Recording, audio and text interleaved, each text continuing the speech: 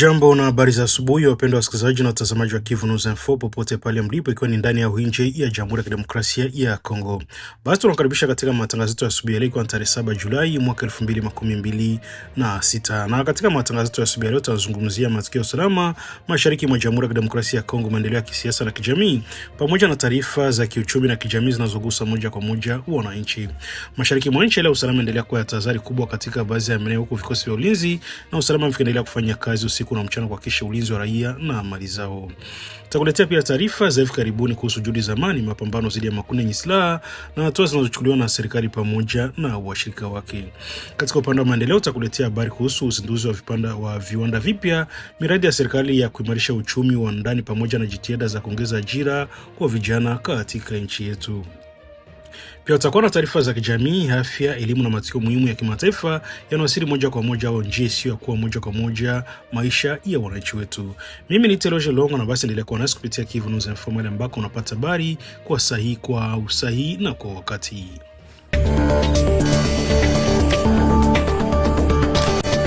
Serikali ya mkoa wa Kivu Kusini imetoa taarifa muhimu ya kuhakikisha umma kuhusu hali ya usalama katika maeneo ya mashariki mwa nchi, ikiwemo eneo la Point Zero pamoja na maeneo mengine ya kimkakati kama Fizi Centre na mji wa Baraka. Kwa mujibu wa taarifa iliyotolewa na gavana wa muda wa Kivu Kusini Jean-Jacques Lekano, maeneo yote bado yako chini ya udhibiti kamili wa jeshi la Jamhuri ya Kidemokrasia ya Kongo, likishirikiana kwa karibu na wapiganaji wa makundi ya wazalendo wanasaidia serikali katika mapambano dhidi ya makundi yenye silaha. Katika taarifa hiyo, gavana amesisitiza kuwa hakuna eneo lote kati ya Fizi Centre, Baraka na Point Zero na maeneo mengine karibu ambalo yametoliwa na wasi, kinyume na taarifa zinazosambaa katika baadhi ya mitandao ya kijamii. Amesema hali ya usalama inaendelea kuwa chini ya uangalizi wa karibu wa vikosi vya ulinzi na usalama ambavyo vinaendelea kufanya doria na operesheni za kuhakikisha maeneo yote muhimu yanabaki chini ya udhibiti wa serikali. Gavana Jean-Jacques Lekano alisema kuwa jeshi la FARDC linaendelea kuonyesha ujasiri mkubwa katika mstari wa mbele, huku likipata msaada muhimu kutoka kwa wapiganaji wa wazalendo ambao kwa mujibu wake wanaendelea kupambana bega kwa bega na jeshi la taifa bila kurudi nyuma. Ameongeza kwa ushirikiano kati ya FARDC na wazalendo umechangia kwa kiasi kikubwa kuimarisha ulinzi katika maeneo ya kimkakati ya Kivu Kusini, hasa katika maeneo ambayo kwa mara yamekuwa kikumbwa na tishio la mashambulizi. Mamlaka mkoa imewapongeza wapiganaji wa wazalendo kwa kile alichokiita uzalendo, ujasiri wa kujitolea kwao katika kulinda ardhi. Gavana amesema kwa wapiganaji wao hawajakimbia mapambano kama inavyodaiwa na baadhi ya watu, bali wanaendelea kusimama imara pamoja na jeshi la Jamhuri ya Kidemokrasia ya Kongo katika ulinzi wa wananchi. Katika taarifa hiyo pia pongezi maalum zitolewa kwa Rais wa Jamhuri ya Kidemokrasia ya Kongo Felix Antoine Tshisekedi Chilombo kwa kile kinachoelezwa kuwa ni juhudi zake za kuimarisha uwezo wa kijeshi na kuhakikisha rasilimali zote muhimu zinapatikana kwa ajili ya kumaliza kabisa vita vinavyoendelea mashariki mwa nchi. Serikali ya mkoa inasema inaendelea kufuatilia kwa karibu sana hali ya usalama katika maeneo yote ya Fizi, Baraka na Point Zero, huku vikosi vya ulinzi vikiendelea kuimarisha ulinzi katika njia kuu, vijiji na maeneo ya kimkakati ili kuzuia mashambulizi yote yanayoweza kutokea. Wakati huo mamlaka za mkoa zimetaka wananchi kuendelea kuwa watulivu, kuepuka hofu na kutokuamini au kusambaza taarifa zisizo rasmi zinazoweza kusababisha taharuki miongoni mwa jamii. Imesitiza kwa taarifa zote rasmi za usalama zinapaswa kutolewa kupitia mamlaka husika ili kuhakikisha ukweli na kuepuka upotoshaji unaweza kuasili hali ya amani katika eneo hilo. Kwa sasa hali katika maeneo yanaendelea kuwa chini ya uangalizi wa karibu, huko operesheni za kijeshi zikiendelea kuwa na lengo la kuhakikisha usalama wa wananchi unadumishwa na maeneo yote ya kimkakati yanaendelea kubaki chini ya udhibiti wa serikali.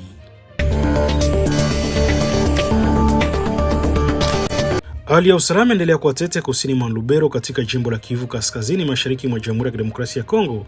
Tangu takriban wiki moja iliyopita kumekuwa na taarifa za kuongezeka kwa vikosi vya kijeshi vya muungano wa M23 katika vijiji na maeneo kadhaa ya kimkakati, yanayozidi kuongeza hofu na kurejea kwa mapigano makali. Kwa mujibu wa vyanzo vya asili za kiraia pamoja na baadhi ya vyanzo vya usalama vya eneo hilo, uhamishaji wa kijeshi unahusisha kuwasili kwa askari wa wengi pamoja na vifaa vya kivita vya kisiasa, ikiwemo silaha nzito na silaha za msaada wa kivita. Hatua inaonekana kubadilisha hali ya usalama iliyokuwa imetulia kwa kiasi fulani baada ya kuonekana kwa upungufu wa wanajeshi katika baadhi ya maeneo mwezi Machi uliopita.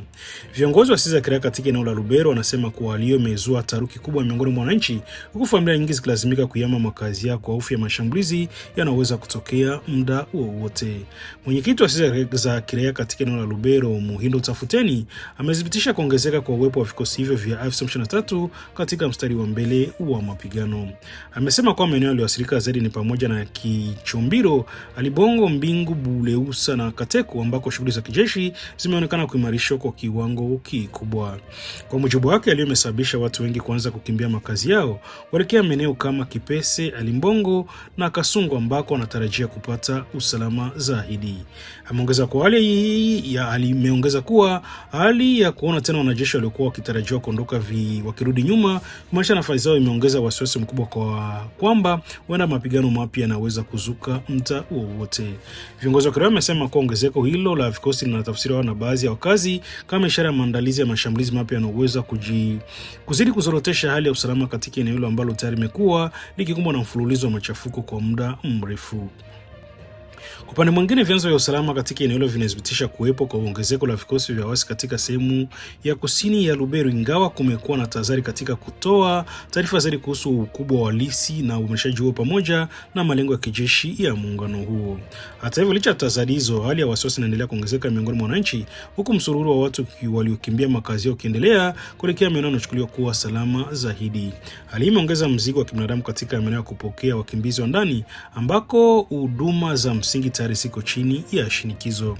Wakati hali ikiendelea kwa kutatanisha, mamlaka za kiraia na za kiusalama zinaendelea kutoa wito wa tahadhari kwa wananchi, kusisitiza umuhimu wa kufuatilia taarifa rasmi ili kuepuka hofu isiyo lazima na uvumu unaoweza kuzidisha taharuki katika jamii hii. Kwa sababu macho ya wote yameelekezwa katika eneo la Lubero kusini ambako hali ya kijeshi inaendelea kubadilika kila siku na hatima ya usalama wa raia bado haijulikani wazi kutokana na mvutano unaoendelea kuongezeka.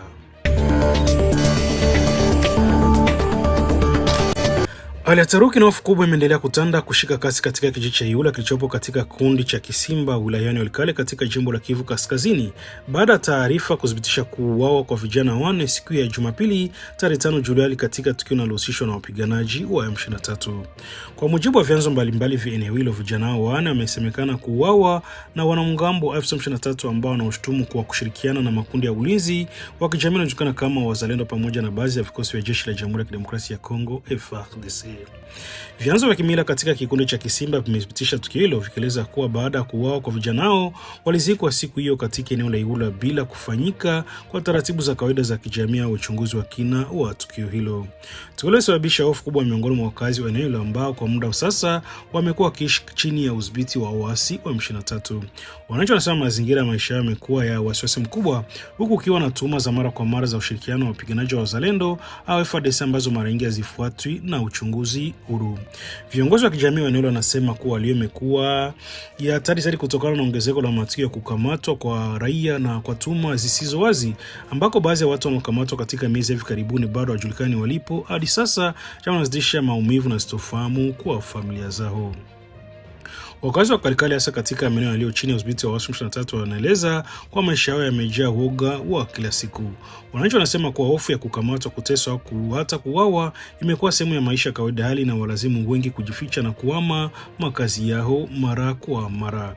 Kwa mujibu wa mashuhuda wa eneo hilo, hali ya usalama bado ni tete sana, huku vikosi vinavyodhibiti eneo hilo vikidaiwa kuendelea kufanya misako ya watu wanaotumia kushirikiana na wapinzani wao. Hali imeendelea kuibua wasiwasi mkubwa kuhusu hali ya haki za binadamu katika eneo hilo. Hadi sasa kuna taarifa rasmi wala tamko lilotolewa na upande wa waasi wa M23 kuhusu tukio hilo la mauaji wa vijana 4. Hali inaongeza maswali mengi kuhusu mazingira halisi ya tukio hilo na mustakabali wa usalama wa raia katika eneo hilo.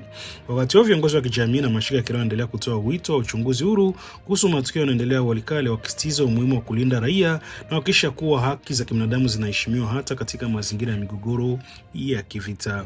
Wakazi wa na maeneo jirani sasa wanaendelea kuishi kwa taharuki kubwa, huku wengi wakihofia kuenda matukio kama haya na yakazidi kujirudilia kama hakuna hatua za haraka zitakazochukuliwa na pande husika pamoja na jumuiya ya kimataifa.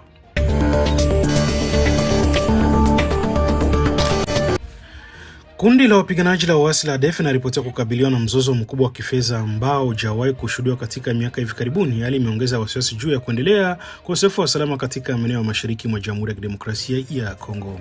Kwa mujibu wa ripoti mpya ya kundi la wataalamu wa Umoja wa Mataifa, ADF ambalo limeendelea kufanya shughuli zake katika maeneo ya Beni na Lubero katika jimbo la Kivu Kaskazini pamoja na Irumu na Mabasa katika jimbo la Ituri limepata pigo kubwa la kupungua kwa vyanzo vyake vya kifedha kutoka nje ya nchi. Ripoti inaeleza kuwa kuporomoka kwa msaada wa fedha za nje kwa kundi hilo unatokana moja kwa moja na kuimarika kwa mashinikizo ya kimataifa ya kupambana na ugaidi, hasa operesheni zinazolenga mtandao wa Daesh ISIS nchini Somalia, ambayo inatajwa kuwa moja ya vyanzo vikuu vya ufadhili na uhusiano wa kiitikadi kwa ADF. Kutokana na hiyo, kundi hilo limejikuta likilazimika kubadilisha mikakati yake ya kujiendesha, likitegemea zaidi rasilimali zinazotokana na unyonyaji wa raia katika maeneo wanayoyadhibiti. Hii ni pamoja na ulazimishaji wa kodi zisizo rasmi, uporaji wa mali pamoja na vitendo vya unyanyasaji wa kiuchumi dhidi ya wakazi wa vijijini. Kwa mujibu wa Umoja wa Mataifa, katika maeneo ya Lubero, Irumu na Mombasa, ADF imeanzisha mfumo wa ukusanyaji wa kodi za kulazimishwa unaofanyika kwa njia ya vitisho na nguvu. Wananchi wanalazimishwa kulipa ili waweze kusafiri au kufanya shughuli zao za kila siku, au wanazidisha mateso kwa raia waliokwama katika maeneo hayo. Ripoti hiyo pia inataja uwepo wa tiketi ya stakabadhi ya kulazimishwa kwa sehemu ya mfumo wa udhibiti wa kiuchumi. Miongoni mwa hizo tiketi zinazojulikana kama majina ya Dabius, ambazo zinatumika kama kibali cha kusafiri katika maeneo yanayodhibitiwa na kundi hilo, pamoja na tiketi nyingine kama Amani na Upendo na Deliverance Kakao, ambazo nadaiwa kudhibitisha malipo ya kodi kwa wakulima na wabiashara na wafanyabiashara wa ndani. Umoja wa Mataifa unasema kuwa mfumo huo wa ushuru na wa kulazimishwa umegeuka kuwa chanzo kikuu cha mapato kwa ADF baada ya kukosa fedha za nje. Inaonyesha wazi jinsi kundi hilo linavyotegemea kwa kiasi kikubwa unyonyaji wa raia ili kuendelea kuwepo. Ripoti inaeleza kuwa itikadi ya kidini pia imeanza kutumika kama chombo cha shinikizo la kiuchumi. Katika video za propaganda zinazonukuliwa na wataalamu wa Umoja wa Mataifa, mmoja wa viongozi wa ADF alifahamika kwa jina la Bonge la Chuma anadaiwa kutoa masharti kwa wakazi wa maeneo yanayodhibitiwa na kundi hilo, akiwataka kuchagua kati ya Kiislamu au kulipa kodi, vinginevyo watakabiliwa na adhabu ya kifo au kufukuzwa. Kwa mujibu wa ripoti hiyo, hali imewafanya baadhi ya wakazi maskini kuingia katika hali ngumu na kulazimika kubadili imani zao ili kuepuka vitisho vya kuuawa, jambo ambalo limeibua mjadala mkubwa kuhusu ukiukwaji wa haki za binadamu katika maeneo hayo. Umoja wa Mataifa pia umeripoti ongezeko la matukio ya utekaji nyara kwa lengo la kupata fidia, hasa katika njia muhimu za usafiri kama Komanda Luna na Karibu na Mamove. Raia waliotekwa ambao hushuhudiwa kulipa fedha zinazotakiwa mara nyingi uliwa, hali inaonyesha kiwango kikubwa cha ukatili kinachotekelezwa na kundi hilo. Wataalamu wa usalama wanasema kuwa hali ya mzozo wa kifedha ndani ya ADF inaonekana kuhusiana moja kwa moja na ongezeko la mashambulizi ya raia, kwani kundi hilo linajaribu kujikimu kiuchumi kwa njia za nguvu baada ya kupoteza vyanzo vyake vya awali vya mapato. Hata hivyo, licha shinikizo la kimataifa, ADF bado endelea kuwa tishio kubwa katika eneo la mashariki mwa nchi, huku raia wakiendelea kubeba mzigo mkubwa wa ukosefu wa usalama, utekaji nyara na mashambulizi ya mara kwa mara. Umoja wa Mataifa unatoa wito wa kuimarishwa kwa juhudi za kimataifa za kupambana na mtandao wa ugaidi sambamba na kulinda raia waliokwama katika maeneo yanayoendelea kukumbwa na mchafuko makubwa.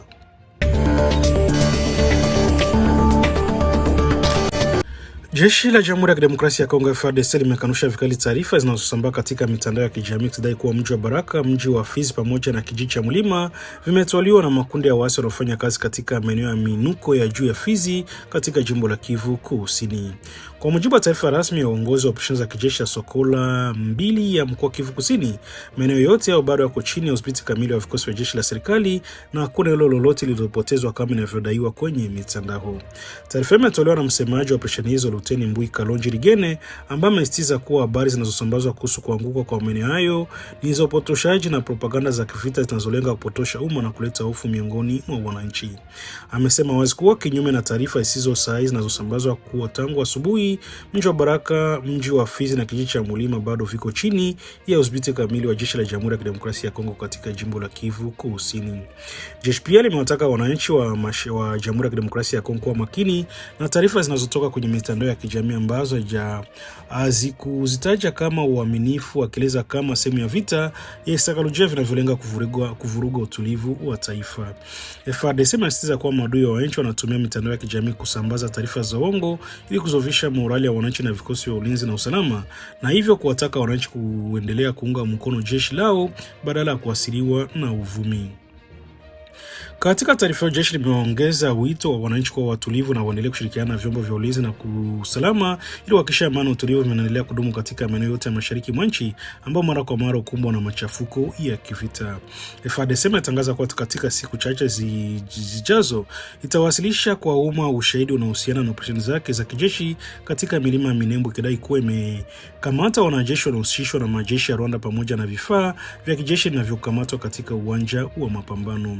Kwa mujibu wa jeshi hilo, ushahidi huo unajumuisha watu wanaodaiwa kuwa askari wa vikosi maalum vya Rwanda pamoja na silaha na vifaa vingine vya kijeshi vinavyopatikana katika maeneo ya mapigano yanaendelea katika maeneo ya minuko ya juu ya Minembwe. Hata hivyo, taarifa inakuja katika kipindi ambacho leo usalama bado ni tete katika maeneo ya milima ya Fizi na Minembwe, ambako mapigano kati ya jeshi la Jamhuri ya Kidemokrasia ya Kongo na makundi mbalimbali yenye silaha endelea kuputiwa mara kwa mara. Katika mazingira ya mvutano, mitandao ya kijamii imekuwa uwanja wa vita vya taarifa ambako kila upande wa mgogoro unatoa matoleo tofauti kuhusu mwenendo wa hali ya kijeshi, anaongeza migawanyiko kwa wananchi wanaotafuta ukweli.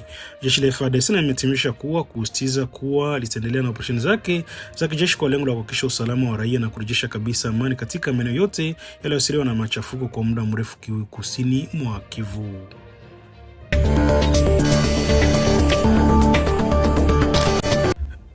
Rais wa Burundi na mwenyekiti wa Umoja wa Afrika Evariste Ndayishimiye amekutana siku ya jana Jumanne tarehe 6 Julai na ujumbe mkubwa kutoka nchini Jamhuri ya Kidemokrasia ya Kongo katika ikulu yake Antare Rusasti mjini Bujumbura, katika mazungumzo yaliyolenga hali ya kisiasa, kiusalama na kitaasisi nchini DRC pamoja na mustakabali wa amani katika eneo la Maziwa Makuu. Kwa mujibu wa taarifa fupi ya ikulu ya Burundi iliyotolewa kupitia mtandao wa X zamani Twitter, mkutano huo ulihusisha viongozi wa vyama vya upinzani nchini DRC pamoja na viongozi wa madhehebu makuu ya kidini ambao walialikwa kushiriki katika mawasiliano maalum kuhusu mwelekeo wa nchi ya DRC. Rais Ndayishimiye akiwa kwa sasa anaongoza Umoja wa Afrika kwa zamu, ameripotiwa kuridhishwa na mwenendo wa mazungumzo hayo, akisisitiza umuhimu wa kuendelea na mazungumzo ya wazi na ya kujenga kati ya makundi yote ya kijamii na ya kisiasa nchini. Katika taarifa hiyo, ikulu ya Burundi imenukuu kauli ya rais hiyo ikieleza kuwa anathamini mwenendo wa mazungumzo yaliyofanyika katika mazingira ya wazi na kuaminiana, huku akisisitiza kuwa amani ya kudumu inaweza kupatikana kwa kupitia mazungumzo jumuishi na mshikamano wa kitaifa. Rais Ndayishimiye amesisitiza umuhimu wa kila upande ndani ya jamii ya Kongo kushiriki katika mchakato pamoja wa kujenga amani, akieleza kuwa mshikamano wa kitaifa ni nguzo muhimu katika kurejesha utulivu si tu nchini DRC bali pia katika ukanda mzima wa Maziwa Makuu. Kwa mujibu wa taarifa hiyo, pande zote zilishiriki katika mkutano huo zimeonyesha nia pamoja kuchangia kurejesha kwa amani na utulivu nchini DRC pamoja na kuimarisha usalama katika eneo lote la Mashariki mwa Afrika ya Kati ambalo limekumbwa na migogoro kwa muda mrefu. Upande wa Rais Ndayishimiye umesisitiza kuwa dhamira hiyo ni pamoja na ishara chenye inapaswa kuendelezwa kupitia majadiliano ya mara kwa mara na ushirikiano wa karibu kati ya wadau wa kisiasa na wa kidini nchini. Mkutano umefanyika katika kipindi ambacho Jamhuri ya Kidemokrasia ya Kongo inaendelea kukabiliana na changamoto ya kiusalama na kisiasa, ikiwa pamoja na mvutano unaohusiana na mijadala ya marekebisho ya katiba pamoja na malalamiko upinzani kuhusu mchakato wa kisiasa nchini. Viongozi wa upinzani walikuwepo katika mkutano mtajwa kuwa sehemu ya muungano wa C64 unajumuisha wanasiasa wakuu kama Martin Fayulu, Deli Sesenga, Jean-Marc Kabunda ambao kwa muda mrefu wamekuwa kutoa wito kwa mabadiliko ya kisiasa na uwazi zaidi katika uendeshaji wa nchi. Pia katika ujumbe huo alikuwemo Dieudonné Balongetenge, katibu mkuu wa chama cha Assemblée pour la République kinachoongozwa na Moise Katumbi, pamoja na Franklin Chamala, katibu mkuu wa chama cha LGD cha Augustin Matata Ponyo, ambao walishiriki katika mazungumzo hayo ya ngazi ya juu. Kwa upande wa taasisi za kidini, ujumbe huo unajumuisha viongozi wakuu wa makanisa nchini, akiwemo André Bokondoa, mwakilishi wa kisheria wa kanisa la Kristo nchini Kongo SSC, akiwa ameambatana na Erike Senga pamoja na Askofu Ejiba ya Mapya anawakilisha makanisa ya Wamusho, na Donatien Shole, katibu mkuu wa Baraza la Maaskofu Katoliki nchini Kongo DRC Senko. Mazungumzo yametazamwa kama sehemu ya juhudi pana za kikanda na za kutafuta suluhisho la kudumu la mgogoro wa kisiasa na kiusalama nchini DRC, huku jamii ya kimataifa ikitiza umuhimu wa mazungumzo ya jumuishi kama njia ya msingi ya kuleta utulivu wa kudumu katika nchi hiyo kubwa ya Afrika ya Kati.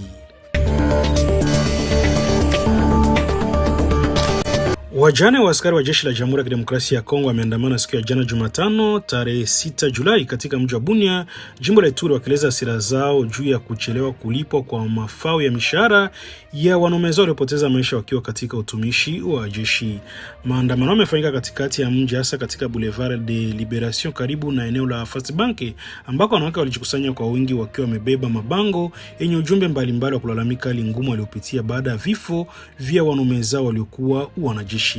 Kwa mujibu wa taarifa kutoka eneo la tukio, wanawake walikuwa wamepiga nyimbo za maandamano na kauli mbiu za kulaani ucheleweshaji wa malipo yao. Wamesitiza kuwa maisha yao yamekuwa magumu sana kutokana na kukosa msaada wa kifedha ulikuwa ukitegemea mshahara wa wanaume zao. Wamesema kuwa tangu vifo vya wanaume zao wamejikuta kikumbwa na changamoto kubwa za kiuchumi na kijamii, ikiwemo kushindwa kukizi mahitaji ya msingi kama chakula, ada za watoto na huduma nyingine muhimu za maisha ya kila siku. Wanawake wamelalamikia pia kuhusu urasimu mkubwa katika ofisi za serikali zinazohusika na masuala ya malipo ya wanajeshi waliokufa, wakieleza kuwa mchakato wa kupata haki zao unachukua muda mrefu sana bila ufumbuzi wa wazi.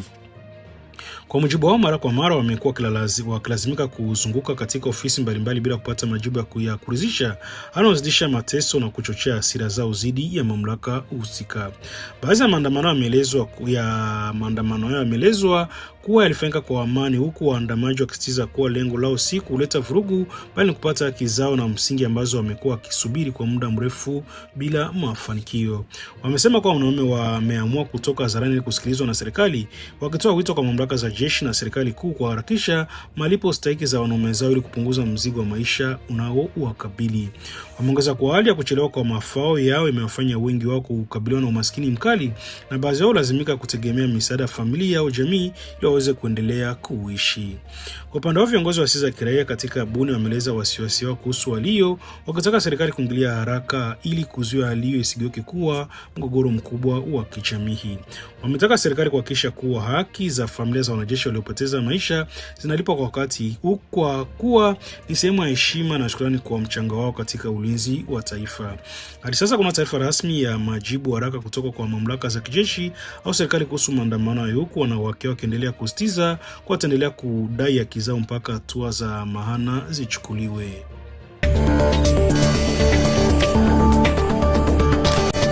Serikali ya Jamhuri ya Kidemokrasia ya Kongo imezindua rasmi viwanda vipya vitatu katika mji wa Lubumbashi, jimboni Okatanga, katika hatua inaonekana kuwa muhimu wa kuimarisha uchumi wa viwanda na kupunguza utegemezi wa bidhaa kutoka nje ya nchi. Uzinduzi umefanyika siku ya jana Jumatatu tarehe 6 Julai katika eneo la Grupe Viram, katika hafla iliyohudhuriwa na viongozi wakuu wa serikali, sekta binafsi pamoja na mamlaka za mkoa.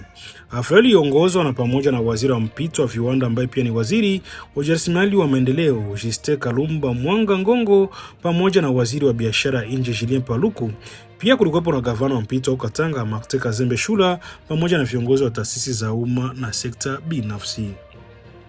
Katika uzinduzi wa serikali ilifungua rasmi kiwanda cha kwanza cha uzalishaji wa mirija ya chuma ya mraba nchini DRC, kinachoendeshwa na kampuni ya Softrefa Société de Transformation de Fer. Kiwanda hicho kina uwezo wa kuzalisha takriban tani 1500 kwa mwezi. Hatua inatarajiwa kuongeza upatikanaji wa bidhaa na ujenzi zinazotengenezwa ndani ya nchi. Mbali na hilo, pia imezinduliwa viwanda viwili vingine vinavyomilikiwa na kampuni ya Mining Energy Service. Viwanda hivyo vinajumuisha uzalishaji wa nyanya za umeme zinazoimarishwa pamoja na transformer za umeme, bidhaa ambazo zinahitajika sana katika sekta ya nishati na miundombinu nchini. Akizungumza katika hafla hiyo, waziri Justin Kalumba Mwana Ngongo alisifu uwekezaji mkubwa unaofanywa na Grupe Vima, akisema kuwa ni mfano halisi wa utekelezaji wa dira ya serikali ya kuimarisha uchumi wa viwanda kupitia uchakataji wa malighafi ndani ya nchi badala ya kuziuza zikiwa ghafi. Ameongeza kwa maendeleo ya viwanda yanaendana na maono ya rais wa nchi Felix Antoine Tshisekedi, ambaye amekuwa akisisitiza umuhimu wa kuharakisha mchakato wa ujenzi wa uchumi wa viwanda ili kuimarisha uhuru wa kiuchumi wa taifa. Kwa upande wake, waziri wa biashara nje Julien Paluku amesema kuwa grupe hilo tayari imechangia kwa kiasi kikubwa katika ajira nchini, akitaja kuunda kati ya ajira 1200 kati ya 1205 za moja kwa moja pamoja na takriban ajira 1200 zisizo za moja kwa moja. Amesema kwa serikali inapaswa kuendelea kuunga mkono sekta binafsi kupitia sera zinazolinda viwanda vya ndani, kupunguza baadhi ya kodi na gharama za uzalishaji, pamoja na kuhakikisha bidhaa zinazozalishwa nchini zinapata soko ndani ya nchi ya nje. Julien Paluku alisisitiza kuwa hatua hiyo ni ushindi mkubwa wa uchuru wa kiuchumi na viwanda vya Jamhuri ya Kidemokrasia ya Kongo, kutoa wito kwa majimbo mengine kuiga mfano wa Katanga katika kuwekeza kwenye viwanda vya ndani. Alitoa taarifa kwa niaba ya mkurugenzi wa grupe Vima Charles Chibanda. Mkurugenzi mkuu wa kampuni ya Clean Congo alieleza kwa kikundi hicho kina mpango wa kuanzisha eneo maalum la kiuchumi, zone economique speciale, ndani eneo lake la viwanda. Aliongeza kuwa wanapanga pia kuanzisha mradi mwingine ili kuhusisha shughuli za uzalishaji, uwekezaji na usafirishaji wa bidhaa. Atombe na lenga kuhakikisha ukiukwaji wa shughuli za viwanda nchini. Kwa ujumla, uzinduzi wa viwanda hivyo vitatu unaonekana kama hatua muhimu katika safari ya DRC kuelekea uchumi wa viwanda, huku serikali na sekta binafsi zikitiza ushirikiano wa karibu ili kuimarisha uzalishaji wa ndani na kuongeza ajira kwa wananchi. Na ni hapo ndipo tunafika mwisho wa taarifa zetu za asubuhi ya leo kupitia Kivu News Info, ikiwa ni tarehe 7 Julai mwaka 2026. Asante sana kwa kuwa pamoja nasi katika kipindi chote cha taarifa hii. Tumekuletea habari muhimu kuhusu usalama, maendeleo ya kijamii na kiuchumi pamoja na matukio mbalimbali katika nchi yetu na ukanda wa maziwa makuu. Tunaendelea kukumbusha kwa wananchi kuwa watulivu, kuchukua kuchuja taarifa wanazozipokea na kufuata vyanzo rasmi vya habari ili kuepuka upotoshaji unaoweza kusababisha taharuki isiyo ya lazima. Ulinzi, amani na mshikamano ni jukumu letu sote. Endelea kushirikiana na vyombo vya usalama na viongozi wako wa kijamii ili kujenga mazingira salama kwa kila mmoja wetu. Mimi ni Teloje Longa nini Kivu News Info. Tunashukuru sana kwa kuwa nasi. Tunaona tena katika taarifa zetu zijazo kupitia Kivu News Info. Basi Mwenyezi Mungu akulinde na kufanikisha katika shughuli zako zote za kila siku. Bye bye na chao na mchana mwema.